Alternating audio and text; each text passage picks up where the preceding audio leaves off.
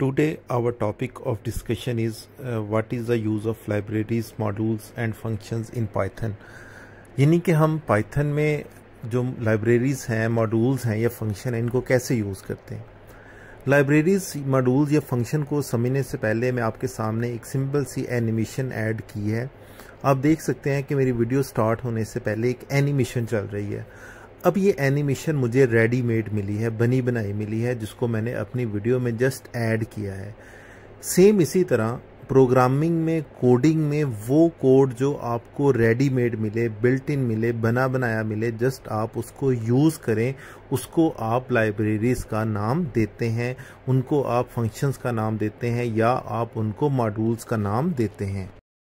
मैंने अपने इस कोड में स्टैटिक्स लाइब्रेरी का यूज़ किया है और लाइब्रेरी को यूज़ करने से पहले हम इंपोर्ट का कीवर्ड यूज़ करते हैं। किसी भी लाइब्रेरी को अगर आपने अपने प्रोग्राम में यूज़ करना है तो इंपोर्ट का कीवर्ड यूज़ करना है।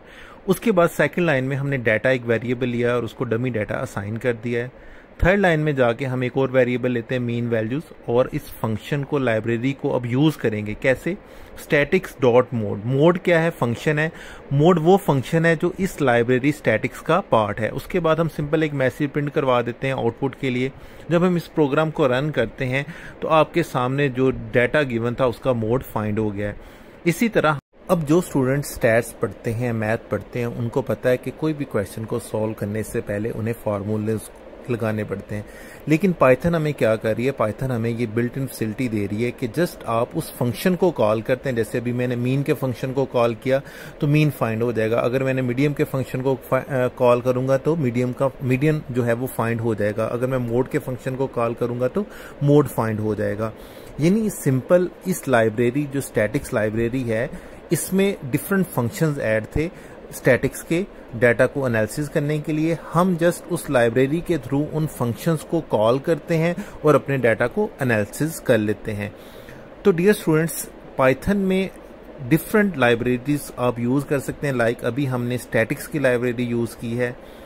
अब ये जो लाइब्रेरी है ये डाटा को एनालाइज करने के लिए यूज़ होती है। जैसे कि हमने चैप्टर के स्टार्ट में भी पढ़ा था, पाइथन एक स्ट्रॉन्ग प्रोग्रामिंग लैंग्वेज है जो आर्टिफिशियल इंटेलिजेंस में, सॉफ्टवेयर बनाने के लिए, वेब बेस्ड एप्लीकेशन बनाने के लिए, इसके अलावा डाटा एनालिसिस में भी इसको यूज़ किया जाता है। यहाँ पे आप देख सकते हैं डिफरेंट फंक्शंस हैं जो मैंने आपकी प्रैक्टिस के लिए आपको बताए हुए हैं। आप इनको खुद यूज़ कीजिएगा। मीन है, मीडियन है, इसी तरह मीडियन लो है, मीडियम हाई है। इन फंक्शंस को आप पाइथन में यूज़ करके डाटा को एनालिसिस कर सकते हैं। अब हम क्या करेंगे, एक और फंक्शन को और लाइब्रेरी को यूज़ करेंगे और देखेंगे कि किस तरह लाइब्रेरी हमारे जो काम है इस कोड को आसान बनाती है। बेसिक जो लाइब्रेरी का या फंक्शन का पर्पस है वो ये है कि आप बिल्ट इन कोड यूज़ करते हैं जिससे आपके लिए प्रोग्रामिंग करना आसान हो जाता है। आपको कंप्लीट कोड लिखने की ज़रूरत नहीं है। आपको एक रेडीमेड कोड मिलता है, जस्ट आप उसको यूज़ करते हैं।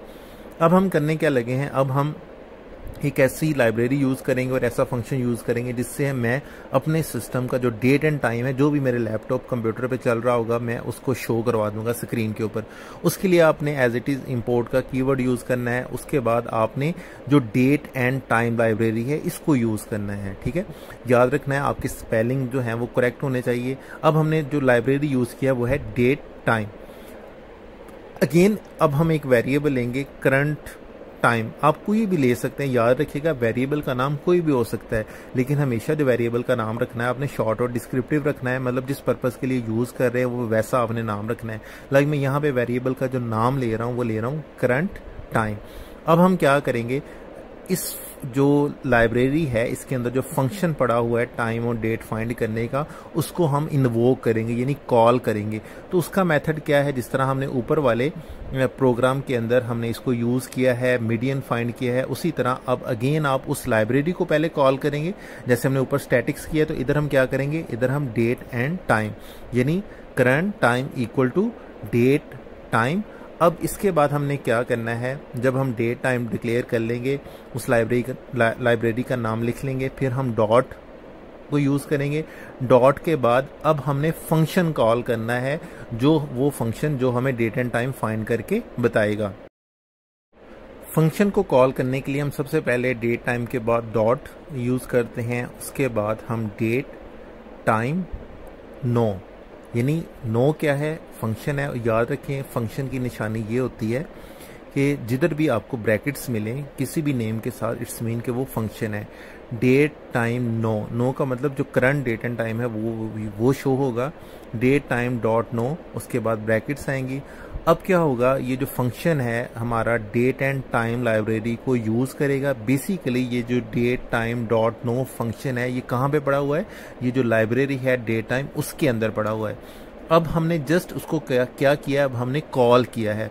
अब हमने फंक्शन को कॉल करने के बाद नेक्स्ट लाइन में क्या करेंगे, जो करंट टाइम हमने निकाली है इसको अब हमने प्रिंट करवाना है। तो एज इट इज, जिस तरह आपने लास्ट लेक्चर में देखा है, मैसेज को प्रिंट करवाने के लिए आप प्रिंट का फंक्शन यूज करते हैं। इधर आप कोई भी मैसेज दे सकते हैं, like current date and time या करंट टाइम या टुडे टाइम, कोई भी आप अपनी मर्जी से डबल कोटेशन में मैसेज लिखेंगे। जैसे मैंने लिखा है करंट डेट एंड टाइम।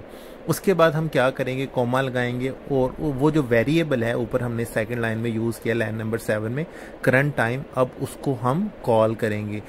अपने इस प्रोग्राम को कंप्लीट करने के बाद, जैसे कि मैंने वेरिएबल जो करंट टाइम यूज़ किया था उसी को मैं प्रिंट के फंक्शन में यूज़ कर रहा हूँ। हमारा प्रोग्राम जो है वो कंप्लीट हो गया है। हमने इंपोर्ट के साथ डेट टाइम लाइब्रेरी यूज़ की है।